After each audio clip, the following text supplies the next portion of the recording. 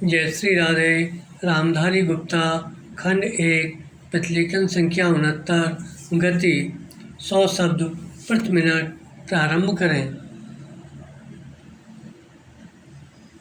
उपाध्यक्ष महोदय, अगर भारत की आर्थिक व्यवस्था को हम देखें तो यह कहने में कोई त्रुटि नहीं होगी कि कृषि उसका आधार है।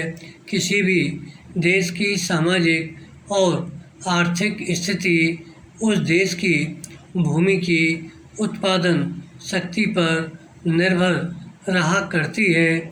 यदि भूमि की उत्पादन शक्ति में कोई कमी हो जाती है तो उस देश की आर्थिक और सामाजिक स्थिति में भी कुछ परिवर्तन आरंभ हो जाता है। कृषि भारत के लिए एक आर्थिक व्यवस्था ही नहीं है, यह एक संस्कृति भी है। जो लोग आंदोलन में विश्वास रखते हैं, इनको पता ही होगा कि जितने भी आंदोलन इस देश में होते हैं वे समाज के नाम से, धर्म के नाम से, जाति के नाम से या राजनीति के नाम से होते हैं।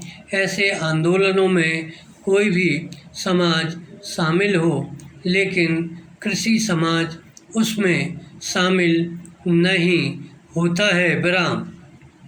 उस आंदोलन के साथ कृषि समाज की सहानुभूति भी नहीं होती है। इसलिए यदि सभी बातों को ध्यान में रखकर हम देखें तो इस देश के लिए आवश्यक यह होगा कि हमारी संस्कृति की रक्षा के लिए और जीवन प्रणाली की रक्षा के लिए कृषि पर विशेष ध्यान दिया जाए। विराम। पैरा। कृषि के क्षेत्र में इस वर्ष काफ़ी प्रगति हुई है। यदि आप 1801 से 1901 तक का काल देखें तो आप देखेंगे कि हमारे देश में 31 अकाल पड़े, जिनमें 4 करोड़ लोग मरे। लेकिन आज हमारे खाद्य मंत्रालय ने 100 रुपये मन के भाव पर गेहूँ खरीदकर एक भी आदमी को मरने नहीं दिया। इसके लिए हमारा खाद्य मंत्रालय बधाई का पात्र है। विराम। पैरा। एक बात मैं विशेष रूप से इस अवसर पर कहना चाहता हूँ। आजकल हम लोग मानव शक्ति पर ज़्यादा ध्यान न देकर पूंजी पर ज़्यादा निर्भर रहने की कोशिश करते हैं। आपको याद होगा, लगभग 5 दशक पहले मैं जापान की आर्थिक व्यवस्था बिगड़ गई थी, लेकिन वहाँ के 60 लाख काश्तकारों ने कृषि शिक्षा के बल पर इतना अनाज पैदा करके दिखलाया कि आज वे 10 करोड़ आदमियों का पालन पोषण कर रहे हैं। विराम।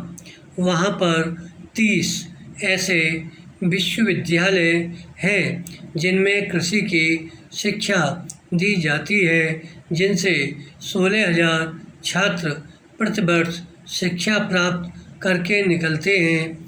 आज हमारे देश में पर्याप्त कृषि विश्वविद्यालय स्थापित हो चुके हैं।